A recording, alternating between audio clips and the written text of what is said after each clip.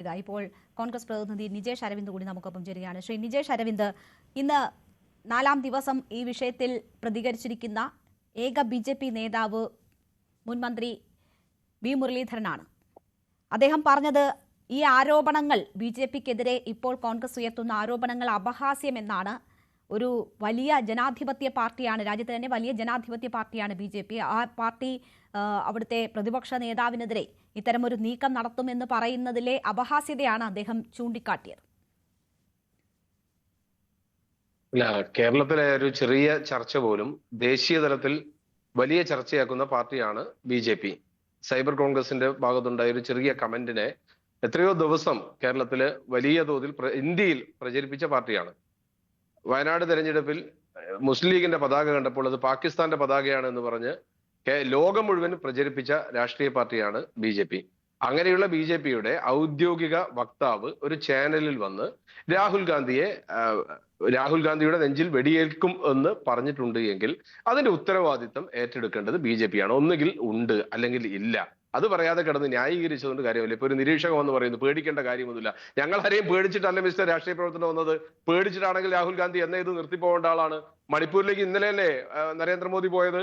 അതിനുമുമ്പ് മണിപ്പൂർ കത്തിക്കൊണ്ടിരിക്കുന്ന സമയത്ത് അവിടേക്ക് പോയ മനുഷ്യന്റെ പേരാണ് രാഹുൽ ഗാന്ധി.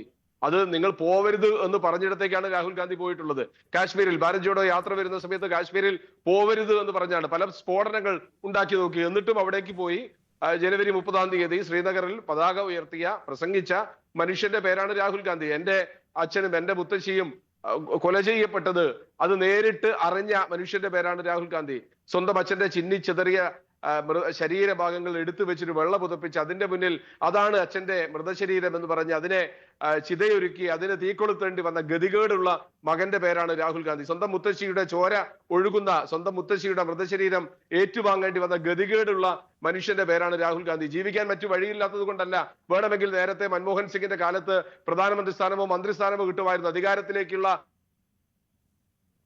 കുറുക്കുവഴി അന്വേഷിച്ചു പോയ മനുഷ്യനുമല്ല, മറിച്ച് ഇന്ത്യ രാജ്യം മുഴുവൻ നടന്ന് ഇന്ത്യയിലെ സാധാരണക്കാരന്റെ ശബ്ദം കേട്ട് ഇന്ത്യയിൽ BJP വിതച്ച വെറുപ്പിന്റെ രാഷ്ട്രീയത്തെ, വെറുപ്പിന്റെ കമ്പോളത്തിൽ നമുക്ക് സ്നേഹത്തിന്റെ കട തുറക്കാം. നിങ്ങളെ വെറുപ്പ് മാറ്റിവെക്കണം. നമുക്ക് സ്നേഹത്തിന്റെ ഒരു നല്ല നാളെയെ പറ്റി ഉണ്ടാക്കണം. ഇന്ത്യയുടെ ഭരണഘടനയാണ് എനിക്കും നിങ്ങൾക്കും അധികാരം തന്നത് എന്ന് പറഞ്ഞ് കാലങ്ങൾക്ക് ശേഷം ഭരണഘടന ഉയർത്തിപ്പിടിച്ച ഒരു രാഷ്ട്രീയ നേതാവാണ്. ഇന്ത്യ രാജ്യത്തെ പ്രശ്നങ്ങളെ അഡ്രസ് ചെയ്യുന്ന ഒരു രാഷ്ട്രീയ നേതാവാണ്. ഇന്ത്യ രാജ്യത്തെ പാർശ്വവൽക്കരിക്കപ്പെട്ടവന്റെ പ്രയാസങ്ങളെ അഡ്രസ് ചെയ്യുന്ന ഒരു രാഷ്ട്രീയ നേതാവാണ്. മുതലാളിമാരും കുത്തകകളും വരുന്ന സമയത്ത് ധൈര്യപൂർവ്വം അതിനെ എതിരിട്ട രാഷ്ട്രീയ നേതാവിന്റെ പേരാണ്. സ്വാഭാവികമാണ് ശത്രുക്കൾ ഉണ്ടാവും. ഇന്ത്യ രാജ്യത്തെ വലിയ മുതലാളിമാർ, കോടിക്കണക്കിന് രൂപ ദിവസം വരുമാനം വരുന്ന രാഷ്ട്രീയ മുതലാളിമാർ, ഇന്ത്യ രാജ്യത്തിന്റെ എല്ലാ പൊതുമേഖലാ സ്ഥാപനവും അടിയറ വെച്ച രാഷ്ട്രീയ മുതലാളിമാരെ എതിർക്കുന്ന രാഷ്ട്രീയ നേതാവാണ്. ഇന്ത്യയിലെ എല്ലാ കോടതിയിലും എല്ലാ സ്റ്റേറ്റിലും നിരന്തരമായി കേസ് കൊടുത്ത് കുരുക്കാൻ ശ്രമിക്കുന്ന രാഷ്ട്രീയ നേതാവാണ്. ആ രാഷ്ട്രീയ നേതാവിന്റെ നെഞ്ചിലേക്ക് വെടിവെക്കണമെന്ന് സ്വാഭാവികമാണ് BJPക്കാരനുണ്ടാവും. കാരണം രാഷ്ട്രപിതാവിന്റെ നെഞ്ചിലേക്ക് നിറയൊഴിച്ച ഗോഡ്സെയെ തള്ളിപ്പറയാത്ത, ഇന്നും ഗോഡ്സെക്ക് അമ്പലം വെക്കുന്ന ആളുകൾ ഇവിടെയുണ്ട്. ആ രാഷ്ട്രീയത്തിന്റെ ചുവട് പിടിച്ച ആളുകൾക്ക് രാഹുൽ ഗാന്ധിയെ ഇല്ലാതാക്കാനുള്ള ആഗ്രഹം ഉണ്ടായിരിക്കാം. വീട്ടിൽ നിന്ന് ഇറക്കി വിട്ടിരുന്നു, നേരത്തെ വീട്ടിൽ നിന്ന് ഇറക്കി വിട്ടിരുന്നു, MP സ്ഥാനം ഇല്ലാതാക്കിയിരുന്നു, കോടതിയിൽ വെച്ചിരുന്നു, മണിക്കൂറുകൾ ചോദ്യം ചെയ്തിരുന്നു, എങ്ങനെയെങ്കിലും അകത്താക്കാനുള്ള ശ്രമം നടത്തിയിരുന്നു. അതിനെയൊക്കെ അതിജീവിച്ചത് ഇന്ത്യ രാജ്യത്തെ ജനങ്ങളുടെ പിന്തുണ കൊണ്ടാണ്. രാഹുൽ ഗാന്ധി അതിജീവിച്ച് മുന്നോട്ട് പോകുന്നത്. അപ്പൊ സ്വാഭാവികമാണ് ചൊറിച്ചിലുണ്ടാകും BJPക്കാരന്. ആ ചൊറിച്ചിലാണ് ഒരു വക്താവ് എന്ന് പറയുന്ന ഒരാളുടെ വായിലൂടെ പുറത്തേക്ക് വന്നത്. ഞങ്ങളൊക്കെ പറയുന്നു, ഈ അസഭ്യ വർഷം നടത്തിയ ആളുകളെ ദയവ് ചെയ്ത് ഇങ്ങനെയുള്ള ആളുകൾ ഇപ്പൊ ഒളിച്ചോടുക BJP. ഞാൻ ഒരു കാര്യം സൂചിപ്പിച്ചോട്ടെ നിജേഷ് അരവിന്ദ്, അദ്ദേഹം ഈ പ്രസ്താവനയെ ന്യായീകരിച്ചില്ല. ആ പ്രസ്താവന പിൻവലിക്കേണ്ടതാണെന്നും തിരുത്തപ്പെടേണ്ടതാണ് എന്നും പറഞ്ഞതിന് ശേഷമാണ് ആ പരാമർശം നടത്തിയത്. ആ ഭാഗം താങ്കൾ കേട്ടിട്ടുണ്ടോ ഇല്ലയോ എന്നറിയില്ല, ശ്രദ്ധയിൽപ്പെടുത്തിയെന്ന് മാത്രം. ഞാൻ അദ്ദേഹത്തെ പറ്റിയല്ല പറഞ്ഞത്, ഞാൻ അദ്ദേഹത്തെ പറ്റി അദ്ദേഹം പറഞ്ഞ പേടിപ്പിക്കുക എന്നുള്ള ഒറ്റ വാക്ക് മാത്രമേ ഞാൻ കേട്ടിട്ടുള്ളൂ. മറ്റൊരു കാര്യത്തെ പറ്റി ഞാൻ അദ്ദേഹത്തെ എനിക്ക് അറിയില്ല, അദ്ദേഹത്തിന് അഭിപ്രായം പറയാൻ ഞാൻ തയ്യാറല്ല. ഞാൻ പറയുന്നത് BJP വക്താക്കളെ പറ്റിയാണ്. ഈ ചർച്ചയ്ക്ക് വന്നിരിക്കുന്ന BJP വക്താക്കൾ എവിടെ പോയി? എന്തിനാ ഓടി വിളിക്കുന്നത്? രാഹുൽ ഗാന്ധിയെ പറ്റി അങ്ങനെ ഒരു അഭിപ്രായം പറഞ്ഞാൽ അതൊന്നുകിൽ ശരിയാണ് അല്ലെങ്കിൽ തെറ്റാണ്, ഞങ്ങൾ ആവർത്തിക്കുന്നു, ഞങ്ങൾ പുറകോട്ട് പോകുന്നു എന്ന് പറയേണ്ട ഉത്തരവാദിത്വം നേരത്തെ പറഞ്ഞ വി മുരളീധരന്റെ രാഷ്ട്രീയ പാർട്ടിക്കില്ലേ? ഇന്ത്യ ഭരിക്കുന്ന രാഷ്ട്രീയ പാർട്ടിക്കില്ലേ? ഇന്ത്യയിൽ എത്രയോ സ്റ്റേറ്റ് ഭരിക്കുന്ന രാഷ്ട്രീയ പ്രസ്ഥാനത്തിലില്ലേ? കേരളത്തിലെ ഒരു ചെറിയ ചർച്ചയെ ലോകം മുഴുവൻ പ്രചരിപ്പിക്കുന്ന, ബീഹാറിലെ ബീഡി എന്ന് ലോകം മുഴുവൻ പറഞ്ഞ വക്താക്കളുള്ള രാഷ്ട്രീയ പ്രസ്ഥാനമല്ലേ BJP? ആ വക്താക്കളുള്ള രാഷ്ട്രീയ പ്രസ്ഥാനത്തിന് നടക്കുന്നില്ല എന്ന് മാത്രവുമല്ല, വ്യക്തിപരമായി നേതാക്കന്മാരോട് സംസാരിക്കുമ്പോൾ അങ്ങനെ സംഭവിക്കുകയാണെങ്കിൽ ഇങ്ങനെ സംഭവിക്കും എന്നല്ലേ ഞാൻ പറഞ്ഞത്, അദ്ദേഹം പറഞ്ഞത്. കലാപം ഉണ്ടാക്കുകയാണ് എങ്കിൽ ഇങ്ങനെ ചെയ്യുമെന്നല്ലേ പറഞ്ഞത്? കലാപം ഉണ്ടായിടത്ത് 4 പേരെ തട്ടിയല്ലോ, അതിന് കുഴപ്പമില്ലേ? അങ്ങനെ തന്നെ സംഭവിക്കട്ടെ, അതിന് രാഹുലിന് എന്തെങ്കിലും പ്രത്യേകതയുണ്ടോ? ഇങ്ങനെയൊക്കെയുള്ള ന്യായീകരണങ്ങൾ കൂടി നടത്തുന്നുണ്ട്. പറഞ്ഞ കാര്യത്തിന്റെ ഗൗരവം പോലും ഇതുവരെ മനസ്സിലായിട്ടില്ല.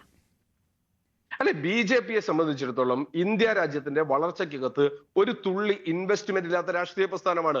അധികാരത്തിലേക്ക് എത്തി ആ അധികാരത്തെ മത്തുപിടിപ്പിച്ച രാഷ്ട്രീയ പ്രസ്ഥാനമാണ്. ചോരപ്പുഴയിലൂടെയാണ് ആ രാഷ്ട്രീയ പ്രസ്ഥാനം അധികാരത്തിലേക്ക് വന്നത്. 3 പതിറ്റാണ്ട് മുമ്പ് ഗുജറാത്തിൽ നടന്ന രാഷ്ട്രീയ കലാപത്തിന്റെ പ്രോഡക്റ്റ് ആണ് നരേന്ദ്രമോദിയും അമിത്ഷായും. ഒരുപാട് കേസുകൾ ഒരുമിച്ചുണ്ടായിരുന്നു.